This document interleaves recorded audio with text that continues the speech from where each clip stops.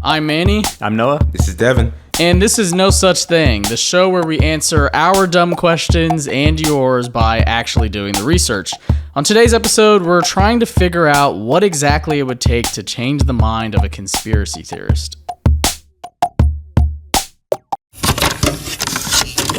There's no such thing. No such thing. No such thing. No such thing. No such thing. Okay, so I'll start this episode off with a story that happened to me recently. I was home in the great state of Ohio a few months ago, and when you go back home, you're meeting up with some people that you haven't hung out with for a long time. Oftentimes, people that you grew up with, and so we, a group of friends and I went to a bar. A couple drinks in, we're talking about politics. Sure. And lovely conversation to have after you have a couple drinks at a bar. Yeah, especially in Ohio. Yeah. Like the people I'm talking about are liberals, but like, they definitely think about politics differently than we do. Yes. Living in New our York. coastal elite environment.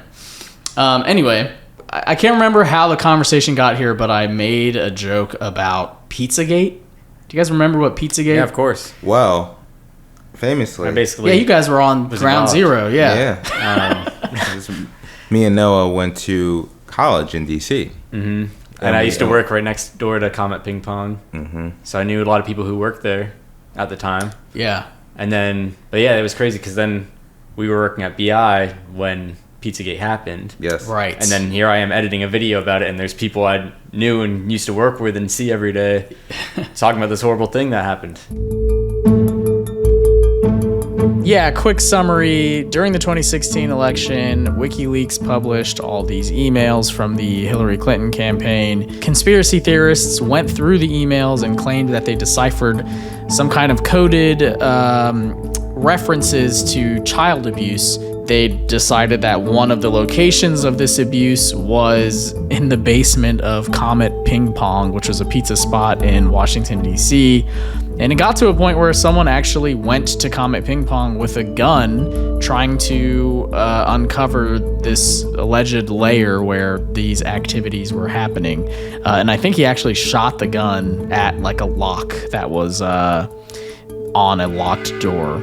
Fast forward many years, I'm in Ohio at this bar with some friends, and I make a joke about like barging into an establishment, quote, like the Pizzagate guy.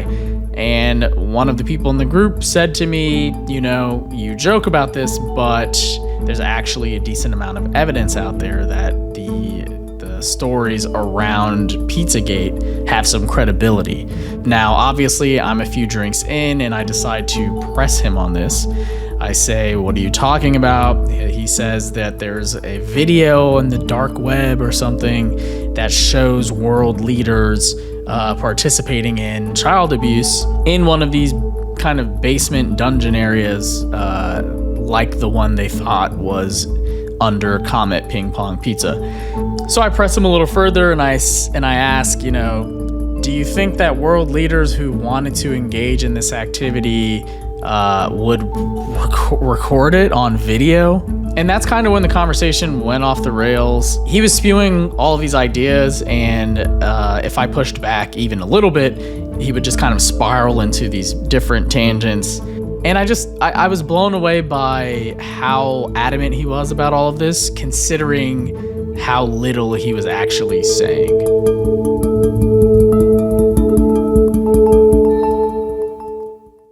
Is this you grew up with this guy? Kind of. I mean, it's one of those like in the friend group situations. he's And around, like, back then in high school, you're hanging out with people because you're in the same homeroom. Not because you don't have a deep connection. But did you get the sense from him that this was his vibe in like high school?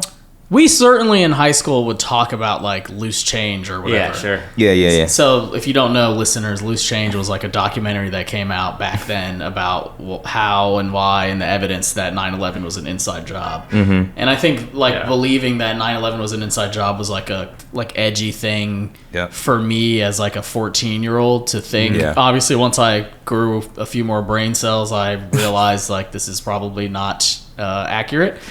But yeah, I remember actually, now that you asked me that, we did talk about that documentary a lot back then. Oh yeah, I remember watching it on Google Video. Yes. What's it Google was before Video? YouTube, so it was. I just remember the interface, but that's how Loose Change I think was maybe predominantly shared. When it came out, which I think was like 2005, 6. Mm-hmm. But yeah, I remember watching it and just being like, wow, it's blowing my mind right now. Yeah, why is no one doing anything about this? Yeah, but it made me think about how easy it is to believe this stuff, because they'll say something that's like, well, you know, the mathematical burning point of a blah blah blah, and then you see they put it on the screen. But and we it's were like, 14. Yeah. but basically, I wonder if that was just like kind of the starting point. Yeah. But outside of like that interaction, no, I never really took him to. I mean, he's like sports fan. Yeah. He's not saying things on a daily basis. It's not what his social media is at all. It's not like his main thing. Yeah. It's a side gig. Yeah, and I think there's maybe something to the fact that like we were a few drinks in. Like I don't know that he would just be bringing that up at work or whatever. Yeah. Sure.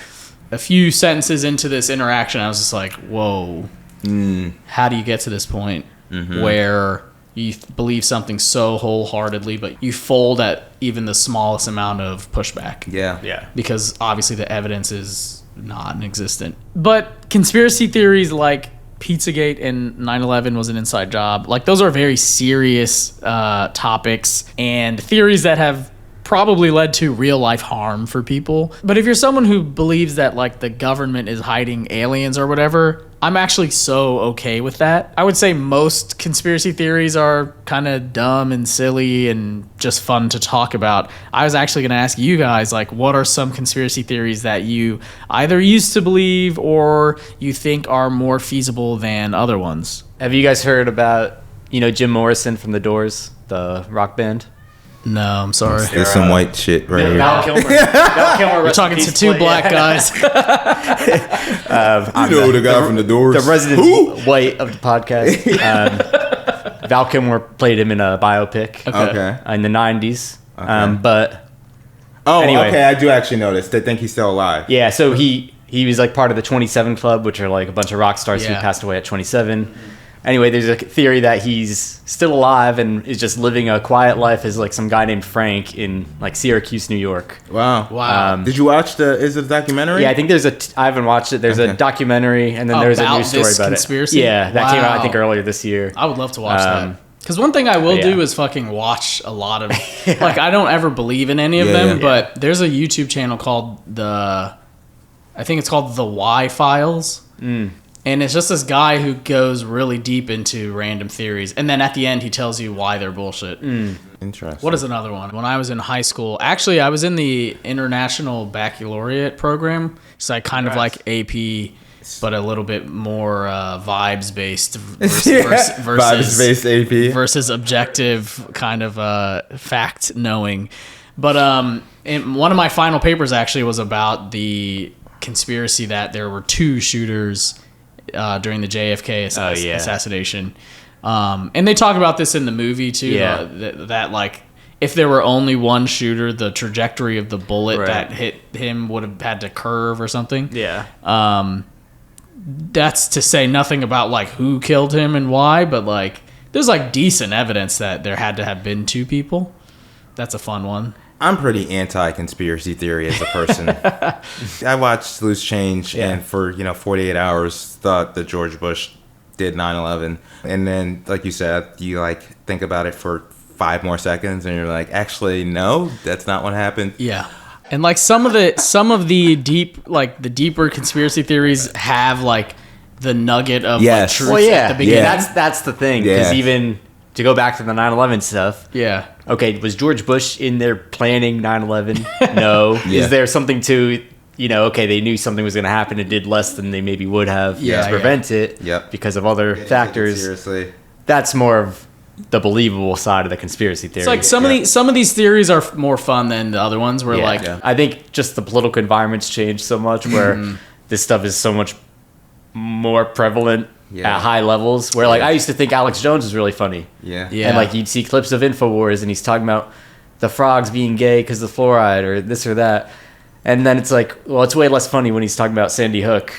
And these kids not ever existing or whatever. It's like, it's just not funny anymore. It's not funny because you have to you think about like what would it take for someone to believe something like that. And then like, there's actual harm done. Versus like, if you think the Earth's flat, it's no skin off my back. I mean, you're an idiot, but it doesn't affect my life. That's crazy, but it's like it truly doesn't matter. But to me now, it used to be funny when B.O.B. was the one guy exactly who believed that. But now the issue is, I feel like it's representative of so much other stuff that's happening. Where it's like, oh, it's not funny anymore as so many people think the world is flat, because it's like, it's representative of like, facts don't matter. Everyone thinks they're the smartest fucking person in the room. I read a good book about I think they did a Netflix documentary of it about the Manson murders. And the theory of this book is that Manson was like a informant for the government. And then also he was basically let loose. Like they knew he was doing all these crimes and stuff, but basically they let him do it to kind of poison the hippie movement. I think a lot of times these things aren't as complicated as we want them to be. And it's more like a negligence than an active conspiracy, so to speak. I think you hit the nail on the head there, because it's like there are such things as conspiracies. The things that are conspiracy theories are like the more dumb things, but obviously governments and organizations have conspired to do nefarious things in secret, and they fuel conspiracy theories. It's just that very few of these theories ever turn out to be true. Can you give us an example? Yeah, so the Tuskegee experiments, for example, was a like 40-plus year long study with the goal of tracking the full progression of syphilis in a black community. They recruited 600 people into this study in exchange for free healthcare. Today, the experiments are viewed as, at best, unethical, but at worst, straight up evil, because these medical professionals were essentially allowing people to die of syphilis, allowing the syphilis to spread throughout the community simply so that they can monitor and document what exactly was going on. The study was over 40 years long, but 15 years into the study, penicillin became known as the main treatment for syphilis. And so these medical professionals were letting people suffer despite there being treatment for syphilis. So if you're in that community and you're looking around and everyone's getting syphilis and you know that some study's being done, you might be like, what the hell is going on? And it wasn't until 1972 when a medical professional found out about the study and leaked it to the Associated Press, and then boom, it's not a conspiracy theory anymore. And finally, some 20 years after that, President Bill Clinton even apologized for the Tuskegee experiments because they were conducted by federal medical professionals.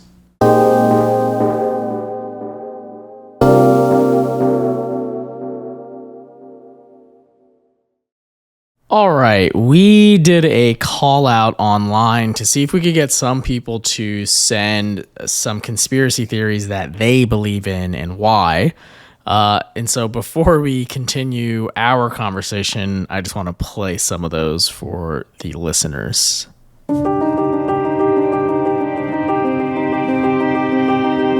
Hey guys, this is Rich. NST heads know me as Rich from episode 1. I think that the U.S. military or U.S. intelligence, so maybe either like the Air Force or the CIA, is actually behind or at least fueling the whole idea that Area 51 was where aliens were like dissected and UFOs tested and all of that, because we do know that that's where the U-2 spy plane was tested. And so I think that by getting this idea of aliens out there during the Cold War, it could have saved maybe some difficulties and tensions that were happening with the Soviet Union when we were just building stuff to spy on them. I think that Benjamin Franklin was a grifter with a great PR team. I live in Philadelphia, so his image is everywhere to a degree I find suspicious. He's credited with inventing basically everything, from electricity to bifocals to modern-day fire insurance, and I don't believe that one little guy achieved all of this alone. He was never actually president, but was somehow always there as an advisor. An Elon Musk kind of fraudster, the ideas guy with a big checkbook. I just feel like it's extremely possible that everyone hated him and he was a bad hang, but his reputation has been scrubbed clean. My theory is that Michael Jackson was a castrato. I think there's a lot of reasons for that. Obviously, his voice never changed. He was making a lot of money as a kid with a voice that hadn't changed yet. I feel like I'm going crazy because it seems very obvious. Hey guys, big fan of your show here. I have a conspiracy theory. The cosmetics industry is totally evil. That stuff is essentially junk, synthetic junk. They sell you that, and then they sell you the remedy to fix that damage they have caused. The cosmetics industry is selling you at the same time the poison and the cure. I think that Tesla Cybertrucks are a government contracting play. So Tesla does not care about these cars meeting some big consumer market. They don't need to sell well. They don't care about bringing down the price. Doesn't matter to them. Tesla is happy to have these kind of high rollers kind of test out their weird car. And then in a few years, their plan is going to be to secure some government contract and make the Cybertruck the official state car of the US. That's my conspiracy theory. Like I said, maybe not that spicy, but I'm very attached to it.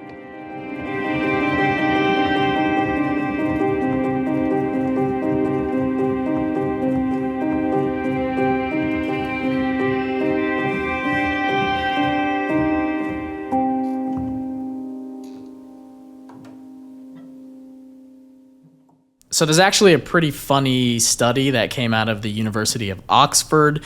It took a look at the viability of some of the more popular conspiracy theories, like the moon landing hoax, for example. Basically, they wanted to see how many people would have to be involved in such a conspiracy, and also how long it would take for that conspiracy theory to fall apart, because someone inevitably would have to let it slip, essentially. In the study, this is called the failure time, the amount of time it would take for the conspiracy theory to kind of fall apart. The study calculated failure time by essentially studying other known famous scandals and seeing how long it took those to kind of fall apart. All right, so for the moon landing hoax, all right, we're talking about peak NASA employment. How many people were working at NASA at the time? 411,000 employees. According to the study, it would take approximately 3.5 years before the employees let it slip. That's pretty impressive. 411,003. I would think about. They're not all being paid well. Yeah, I would think about a couple months, if that. Oh yeah. That being said, not to be that guy, but not everyone at NASA needed to know that it was fake. Yeah, that's a good point. Yeah, but I would say that maybe if if someone at NASA who wasn't involved with the moon landing, they're probably still smart enough to know how many people it would take to put someone on the moon. Yes. And so if they knew this team size or whatever, you might be able to be like, well, that's fishy if it's only taking 5 people. Only 5 people worked on this project. Another conspiracy theory that this study looked at was the suppression of the cancer cure. So this idea that these institutions could find a cure for cancer or already have a cure for cancer but won't release it because they can make more money by treating cancer. That would take 3.17 years to fall apart, according to the study. Well, that one, it's like, no, you would just say we have the cure because it's going to cost you a lot of money to get it. Mm-hmm. Well, have you guys seen Common Side Effects on HBO? No, I need to. That's the animated thing you can I'll recommend this to our listeners. Basically, it's this animated show. It's by some of the people who did King of the Hill. And it's about Big Pharma suppressing a magic mushroom that's like a cure-all for all kinds of diseases. It's really funny, and it's also really smart. It makes you think a lot about how the healthcare system is set up in this country. And honestly, it's hilarious to hear the voice of Hank Hill being like a pharma executive. They brought me in as CEO with one job, settle the huge fucking lawsuit that's coming at us because of the depression and the suicidal thoughts that were a side effect, allegedly, of Spumiva, which, you know, no one talks about how much arthritis we alleviated, but fine. So the reason I wanted to discuss this today is because I recently listened to another podcast called Alternate Realities. It's by a friend of mine named Zach Mack. He's a reporter, a journalist, and a podcaster. And the whole show is about trying to convince his father to stop believing in kind of QAnon conspiracy theories. Since he has done a 3-episode piece on this, I felt like he'd be a good person to get in here and talk about, you know, what exactly would it take to convince someone that their crazy conspiracy theory is not true. So that's after the break. It's called denying us freedom of speech. No. It's called denying us freedom of speech. It's misinformation. No. Who gets the right to label it misinformation? When all these things happen, then you will realize that I'm not as big a crackpot as you think I am, and that these are not conspiracy theories. These are reality. You're going to go, wow, that's amazing. How did he know that? That was a clip from Alternate Realities, a 3-episode story that you can find on NPR's Embedded series. We're here with the creator of that show, Zach Mack. He's a producer, he's a journalist, and he's a homie. He's a friend of the pod. Thanks for being here. Yeah. Thanks for having me. I listened to the show. It's incredible. It made me tear up. It made me, roller coaster of emotions. But for people who haven't listened to it, could you give us like a little premise, walk us through what happened? Yeah, my father has been falling down the conspiracy rabbit hole over the last few years, and a little over a year ago, I had confronted him about it, and of course, he didn't want to hear me. We had just been having these same like circular arguments, and what he did next surprised me, which is he challenged me to a $10,000 bet that 10 of his predictions, they're very like politically apocalyptic predictions that he all believed was going to come true by the end of the year. So we made this bet early 2024, and he said by the end of the year, these 10 things will happen. I bet you $10,000 that they will. And when they all happen, you'll see that I know what I'm talking about, and you have no idea what you're talking about. And I took a look at the bet, like his proposal, and I was like, oh, you're on. None of these things, I didn't believe any of these things were going to happen. The moment he proposed the bet, I sort of immediately knew that this would be a good podcast story because I'm a podcast producer, and I'm sort of trained to look for like the elements that would make a good series. And so I asked if I could interview him throughout the year and we could check in, and he agreed to it. And so that's what the show is like. You're hearing us make this bet, but you're also hearing how his beliefs are impacting our family, which has been very difficult, for my mother, for my sister, for myself. And that's why the series is a little bit heavy, but he was such a willing participant, and we joke around a lot. So the series also feels kind of light because we're joking around, we're betting like guys do. I feel like whenever guys can't settle an argument, it either comes down to betting or boxing, and so that it was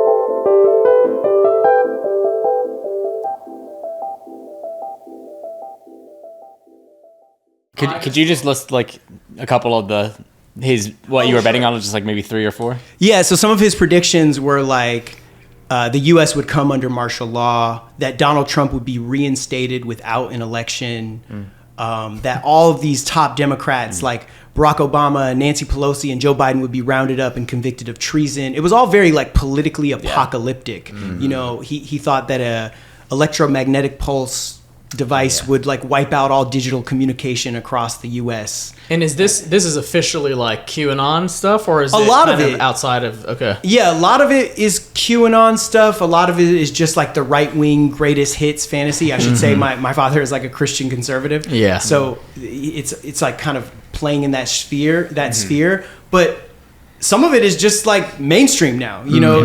Right. It's all very mainstream at this point, but Yeah. it's a lot of the greatest hits. None of the things were things that you hadn't heard before. Yeah. Well, I was just telling them a story about like an old high school friend of mine who has all these beliefs too about like the Pizzagate and stuff. But my kind of interactions with him are very brief. It's like, all right, yeah, you're kind of crazy, but I'm going home now.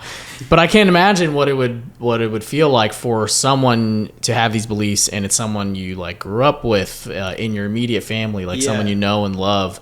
I'm kind of curious, how challenging actually was it to produce this? You already knew what you wanted to do from a blueprint standpoint, but like, how hard was it to execute?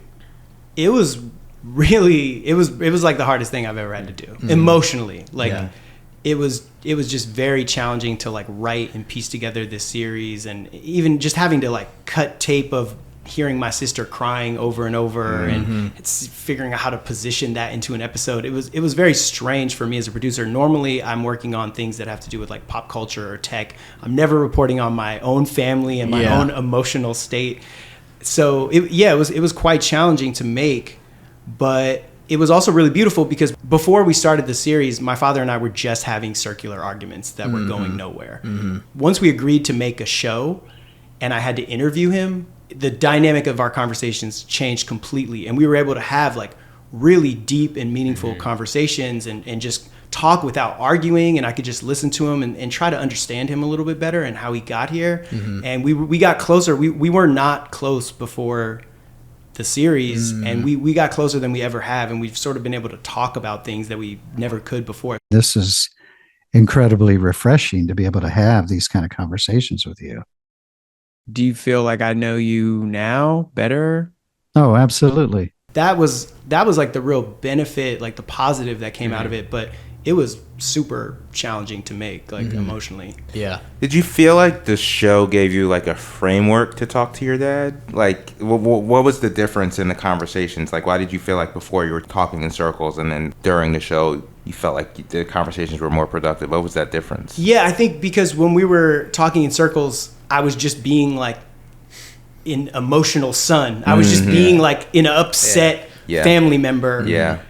And trying to win an argument. Totally trying to win the argument and prove how stupid he is. You know, we were just getting like really riled up. Yeah. And then once we started the show, I had to approach that differently, right? You can't just like scream at somebody on the mic. I guess some people can, but like that's just not how I conduct interviews. I wanted to really understand like how he got here, and I just tried to be as patient and as empathetic as I could and really approach it with a lot more curiosity and just asking questions and trying to listen more and talking to experts and doing research and finding out more and more about this world and really just taking a genuine interest. I think that was like the real difference.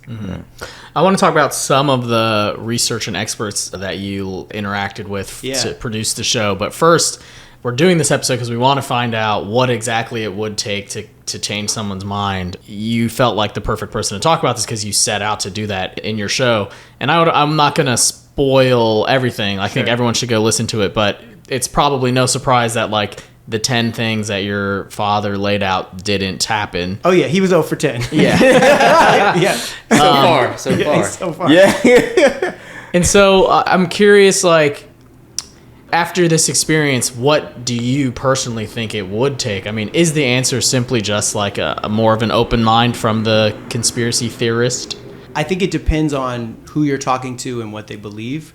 The more, when I started this whole process, I sort of just thought, oh, my dad just has the wrong facts. Like, let me just go get him the right facts and replace them, and he'll be on his way, and we'll be set. And that's just not how it works. That doesn't work at all.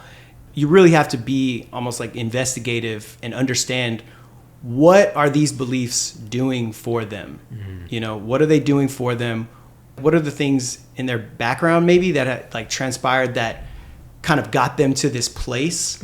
So much of it comes from a distrust of institutions. My grandfather was a chiropractor, right? And very embittered towards the medical society and was sort of like run out of business. So my father grew up in an anti-vax household.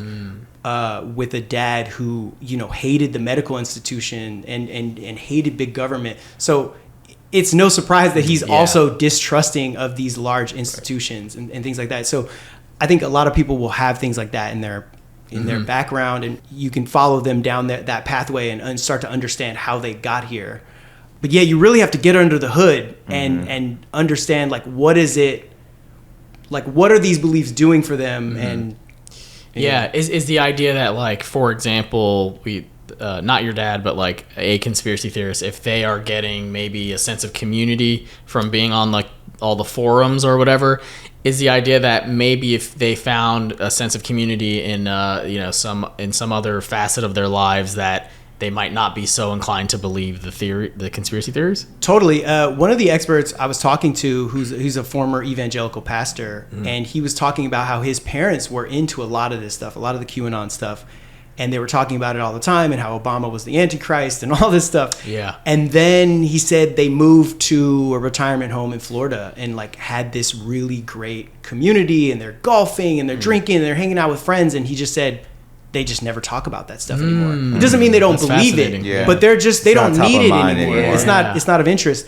Yeah. And so I think a lot of times when you see like conspiracies, they are doing something. Like some of the things that they do for people, like the main reasons are access to a community, or it's also like access to esoteric knowledge. It's like, I know something you don't know. So it kind of elevates you in status. Like, I'm up on this. And you see that behavior all the time. Like, it's not just conspiracy theories. Like, you see it with hype beasts, right? It's I got these special sneakers. You can't get these, right? It's fulfilling the same need, just in a different space. So there's all these different ways. I think a lot of times people are just afraid and want to be told that everything's going to be okay, or they want to understand the way the world works, and sometimes even telling them a really scary vision, but like, this is what's going on, it feels definitive. And when things are definitive, they're a little more calming, because you know the answer, instead of just I don't know how this happened, I don't know how COVID got out.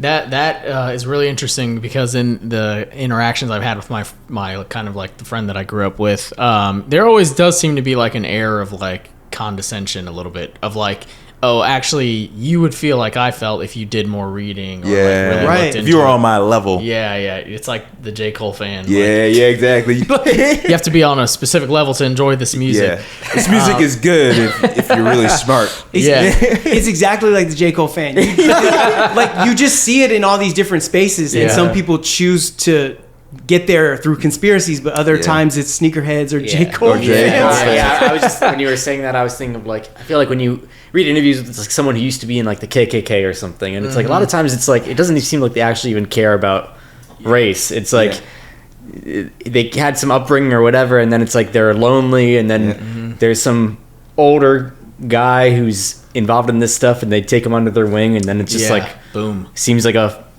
fun thing to do, I guess. It's like what's normal. It's like more like you're just bored and like need friends. One of the things I've seen is that with QAnon, and a lot of these conspiracies, they cast you as an active participant in the conspiracies. It's like, hey, you're not just some dude sitting on the couch. You are a soldier in a secret war that's being fought behind the scenes. Like, you are important. So it gives you a sense of importance.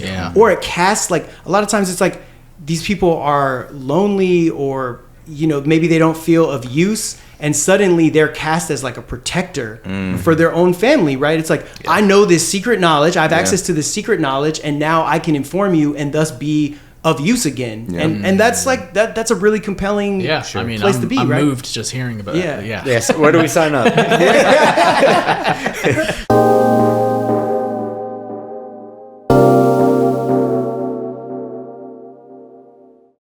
One question I have is like, there are probably a lot of people in your position, like people whose parents are kind of deep into this, or maybe they have a sibling. You know, what would be your kind of advice for someone who's in this scenario?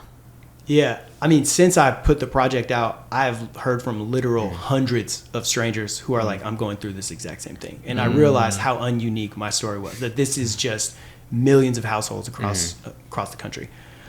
My advice would just be try to be curious about what's going on. You know, it's to the extent that you can, be empathetic, be curious, be patient, do your research. And also, I think it just has to come with a level of acceptance that you will most likely not be able to change this person's mind. Mm-hmm. And that's the really tough pill to swallow, because it's really hard to change someone's mind, especially most deep beliefs don't feel like choices. You know, you think about the things that you believe deeply, you would probably feel like you don't have a choice in that matter. I couldn't just tell you like, Manny, believe this differently right now. It takes a lot to kind of unwind that. So you sort of just have to understand like, what is your threshold of tolerance for this person being in your life, and, you know, being as patient and empathetic as you can, asking questions. That's a really good point. I mean, I'm trying to think of my deeply held beliefs. Like, for example, if one of you guys were like, well, here's a couple reasons why universal health care actually might not work. I It's too expensive, man. I would still probably be like, actually, I hear you, but I still think we should do it. Yeah. Like, so these are like foundational beliefs. We've been trying to get him to back off this. Well, I think you and I have a similar deep belief. You couldn't get us off that we believe like LeBron James is the greatest basketball player of all time, not. Right? Yeah. Like, what would it take? It would have to be like 100 or 200 years from now, where someone has built like still playing in the league. Someone has built like a system where we can actually test it out. Right. Where you go back in time, put LeBron James. Clone wow. That's what it would take. I would have to watch.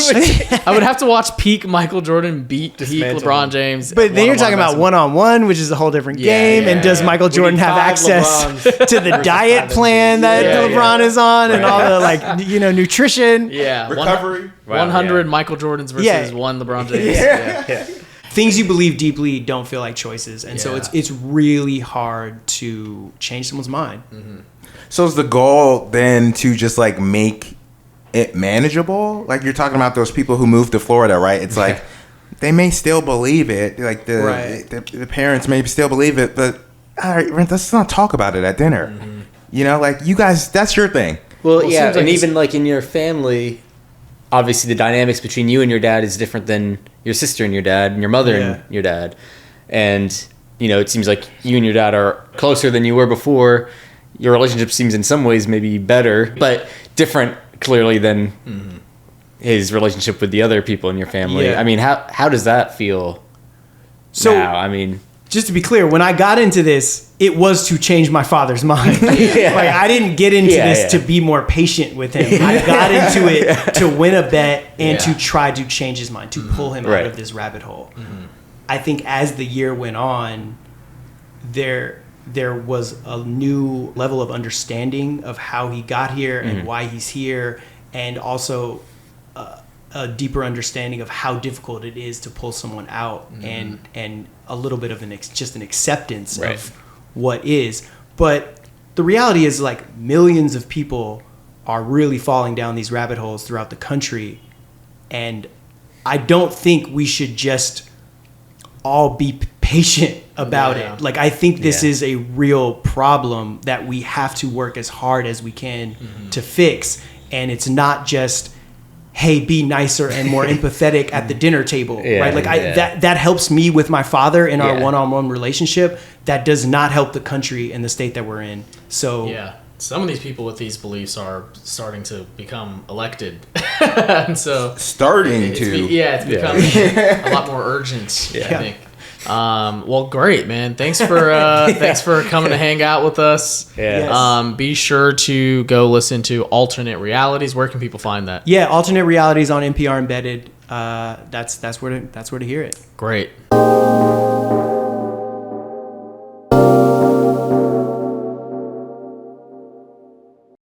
All right, we're back. What'd you guys think?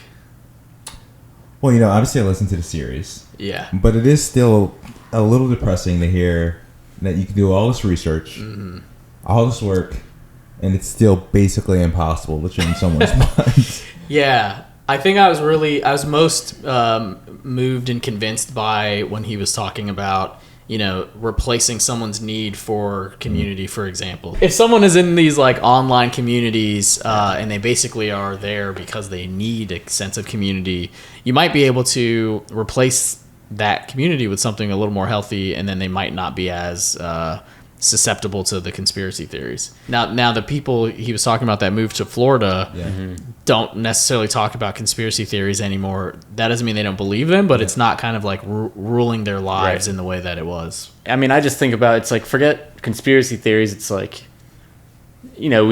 people doubling down on things. It's like, well, even if you're wrong about something small, like how many times have you been in a dumb argument and you just don't want to say you're wrong because you're embarrassed? That's the premise of the show. It can be some minor thing. Yeah, it's like it could be some minor thing like, oh yeah, you forgot to take the chicken out of the fridge, or you know what I mean? It's like something stupid like that, and you're just like, oh no, I didn't. And it's like, you never told me. Yeah, and it's like just a dumb thing like that. And like, okay, so this is a much more extreme, but like that makes it even harder to then back down from, because it's like, well, now I've been talking about this for years. Alienating my family or whatever. It's like, I'm not gonna just be like, you know what? I read this article. Mm-hmm.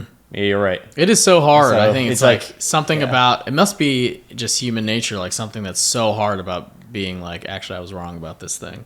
But I remember some of those early arguments we used to have at BI. When we talk about them today, I don't even remember what my stance was. Exactly. And that goes to show you how much I didn't care about the actual argument, but I just wanted to argue. Yeah. And like wanted not to say that I was wrong. Thanks for listening to No Such Thing, produced by Manny, Noah, and Devin. Theme song by me, Manny. Shout out to Zach for joining us, and thank you to everyone who sent in voice notes. You all concern me, but it means the world. Please rate this 5 stars on wherever you're listening to this, and be sure to follow us on our Substack at nosuchthing.show. Talk to you guys soon.